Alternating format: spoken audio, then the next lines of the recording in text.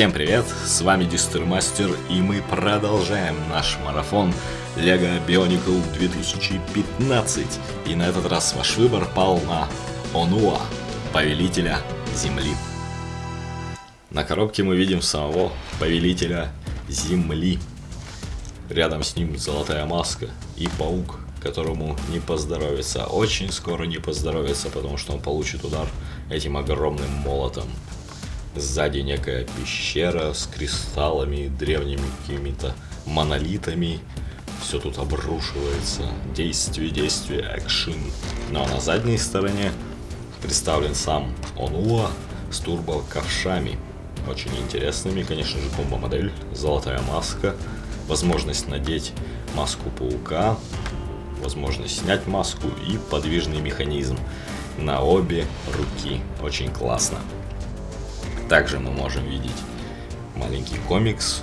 Страж пытается отбиться от пауков, охраняя золотую маску, но Онуа выкапывается из-под земли, надевает золотую маску, объединяет свои турбо-ковши, молот землетрясений и спасает стража.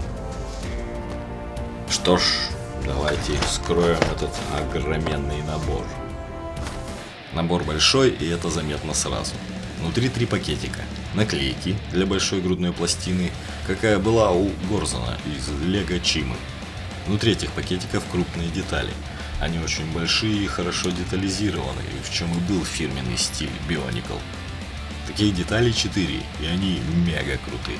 Я уже догадываюсь, что этот набор стал одним из самых желанных именно из-за этих деталей. Представьте, сколько новых самоделок появится благодаря им. Помимо них в наборе есть новые золотые щитки и 2 прозрачные фиолетовые детали. Жаль, что их всего 2. Цвет очень приятный и насыщенный, и вряд ли камера может его передать. На этот раз я не буду вдаваться в детали сборки. Уж слишком перегружена вся конструкция, в особенности подвижный механизм. Однако эта перегруженность на руку модели. Все же перед нами должен был предстать Повелитель Земли, тяжелый и угрюмый воин. И это полностью удалось. Широкая грудь, огромные плечи, но при этом короткие руки и ноги, что вполне нормально для всех подземных обитателей. Начнем с маски. Маску Повелителя Земли, думаю, все узнают без труда. Черная маска молчаливого владыки Земли.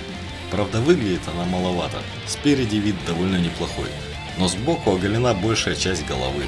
Не совсем логично для закованного в броню воина. Механизм отсечки работает исправно. Ему ничто не мешает, что отчасти связано с тем, что у Онуа имеется шея, но вряд ли эта деталь задумывалась для повышения подвижности головы. На мой взгляд, она здесь для того, чтобы голова не слишком глубоко утопала и была заметна между огромными наплечниками и широкой грудью. Наплечники одни из крутейших когда-либо мной виденных вообще. Они не просто фишка набора, это часть образа самого Онуа. Именно таким он должен быть, широким, как сама Земля. Их подвижность значительно меньше, чем у других ТОА, но тем не менее ее достаточно для любых манипуляций. Механизм надежно зафиксирован и работает хорошо. Однако все равно чувствуется, как тяжело Онуа передвигать руками. И дело не только в его молоте землетрясений, который мало того, что огромный и тяжелый, так еще и состоит из 2 наикрутейших деталей, но и вся конструкция очень тяжелая. Отчего может показаться, что руки не очень подвижны, но на самом деле это не так. Сами руки весьма просты, но их выделяет приятное сочетание золотого и фиолетового. Тоже можно сказать и о ногах.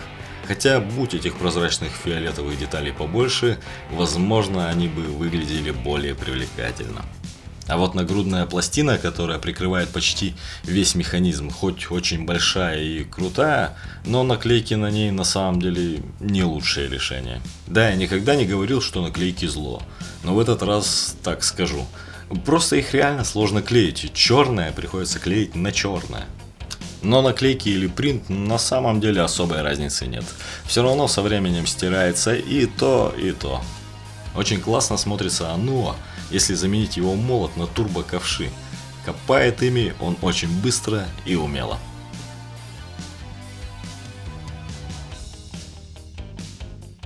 Для того, чтобы собрать эти турбо-ковши, нужно разобрать молот, вставить в каждый кулак по детали, а само основание молота прикрепить на специально подготовленную деталь за левым плечом. Вообще детали очень интересные, несимметричные, чтобы подходить друг к другу, так что ради них уже можно брать этот набор. Золотая маска выглядит уместно и заметно приукрашает воина.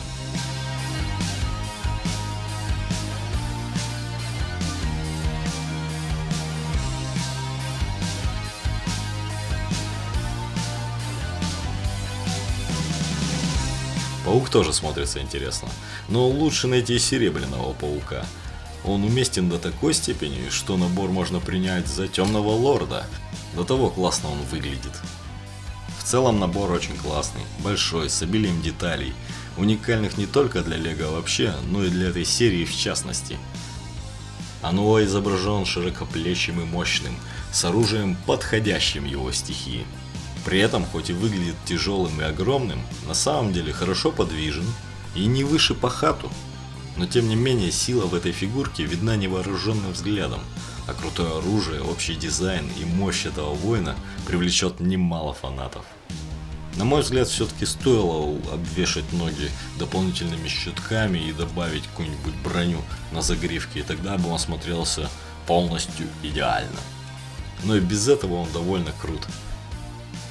Советовать этот набор можно любому любителю конструируемых фигурок, а также и любителям угрюмых тяжеловесов с тяжелой броней и вооружением. Оно внушительно заявило о себе одним своим внешним видом. Можно не сомневаться, что в общей истории его вес будет учтен. Потому что такую махину сложно не заметить. Пишите в комментариях, какой набор хотите увидеть в следующий раз. А на сегодня это все. Всем удачи и пока.